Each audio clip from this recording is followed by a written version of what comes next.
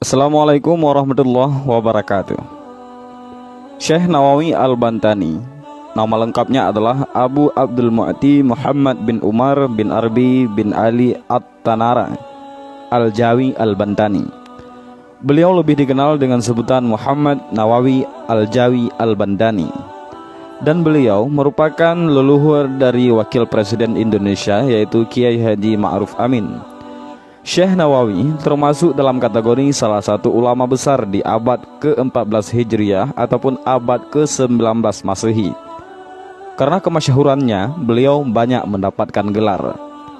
Syekh Nawawi dilahirkan di Kampung Tanara, Kecamatan Tirtayasa, Kabupaten Serang, Banten, pada tahun 1813 Masehi atau 1230 Hijriah. Ayahnya bernama Kiai Umar, seorang pejabat penghulu yang memimpin masjid. Dari silsilahnya, Syekh Nawawi merupakan keturunan kesultanan yang ke-12 dari Maulana Syarif Hidayatullah ataupun Sunan Gunung Jati, Cirebon, yaitu keturunan dari putra Maulana Hasanuddin, Sultan Banten yang pertama, yang bernama Sunyara Ras ataupun Tajul Arash. Semenjak kecil beliau memang terkenal cerdas. Otaknya dengan mudah menyerap pelajaran yang telah diberikan ayahnya sejak umur 5 tahun. Pada usia 8 tahun, sang ayah mengirimkannya ke berbagai pesantren di Jawa.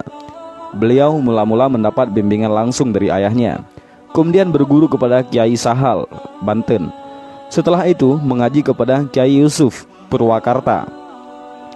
Di usia beliau yang belum lagi mencapai 15 tahun, Syekh Nawawi telah mengajar banyak orang. Kemudian pada usia 15 tahun, beliau menunaikan haji dan berguru kepada sejumlah ulama terkenal di Mekah. Di antaranya adalah Syekh Sayyid Ahmad Nahrawi, Syekh Junaid Al-Butawi, Syekh Ahmad Dimyati, Syekh Muhammad Khatib, dan Syekh Ahmad Zaini Dahlan. Setelah 3 tahun belajar di Mekah, Syekh Nawawi sempat kembali ke tanah air untuk mengajarkan ilmu agama yang telah beliau kuasai. Karomahnya mulai terlihat yaitu saat beliau mengunjungi salah satu masjid di Jakarta, yakni Masjid Pekajon Kota, dekat kediaman Habib Utsman bin Yahya. Usai salat, Syekh Nawawi menghampiri dan berkata kepada Habib Utsman, yang waktu itu juga berada di masjid. Dengan nada lembut dan penuh hormat beliau berkata, "Wahai Habib yang saya hormati, sebelumnya saya mohon maaf yang sebesar-besarnya." "Ya, ada apa anak muda?" jawab Habib Utsman. "Begini Habib, masjid ini kurang ngiblat dan kurang nyerong ke sebelah kanan." Karena Habib Utsman adalah seorang pakar ilmu falak, beliau pun heran dan menyanggahnya. "Masjid ini sudah saya ukur dengan alat kompas dan berdasarkan ilmu falak." Kemudian Syekh Nawawi Al-Bantani dengan sopannya menunjuk ke arah kiblat, dan seketika itu Ka'bah terlihat sangat jelas di hadapan mereka berdua. Menyaksikan itu, Habib Utsman bin Yahya terperanjat dan kemudian langsung menubruk ingin mencium tangan Syekh Nawawi Al-Bantani. Namun Syekh Nawawi menarik dan menolak tangannya untuk dicium oleh Habib Utsman bin Yahya. Dan beliau berkata, "Wahai Habib yang mulia, saya tidak pantas untuk dicium tangan oleh Habib, karena Habib adalah orang yang mulia dan keturunan Rasulullah, sedangkan saya adalah orang kampung biasa." Mendengar kata-kata itu, Habib Utsman bin Yahya langsung merangkul badan Syekh Nawawi dan mereka saling berpelukan sambil menangis dengan bercucuran air mata. Syekh Nawawi Al-Bantani selain cerdas, mempunyai ilmu yang luas, menghasilkan banyak ulama dari hasil didikan beliau, dan tentunya punya karomah yang luar biasa. Dan ada satu lagi karomah beliau yang luar biasa adalah mayatnya yang utuh. Telah menjadi kebijakan pemerintah Arab Saudi bahwa orang yang telah dikubur selama setahun kuburannya harus digali. Tulang belulang si mayat kemudian diambil dan disatukan dengan tulang belulang mayat lainnya.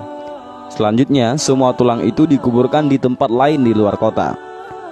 Lubang kubur yang dibongkar dibiarkan tetap terbuka hingga datang jenazah berikutnya, terus silih berganti.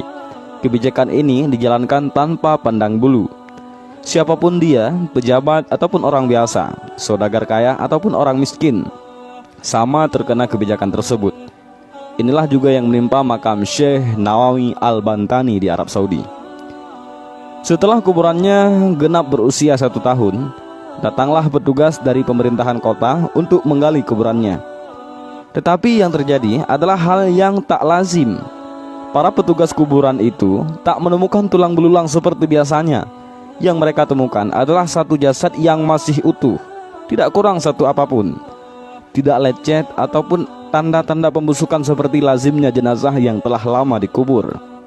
Bahkan kain putih kafan penutup jasad beliau tidak sobek dan tidak lapuk sedikit pun. Terang saja kejadian ini mengejutkan para petugas. Mereka lari berhamburan mendatangi atasannya dan menceritakan apa yang telah terjadi. Setelah diteliti, sang atasan kemudian menyadari bahwa makam yang digali itu bukan makam orang sembarangan. Langkah strategis lalu diambil. Pemerintah Arab Saudi melarang membongkar makam Syekh Nawawi Al-Bantani. Jasad beliau lalu dikuburkan kembali seperti sedia kala.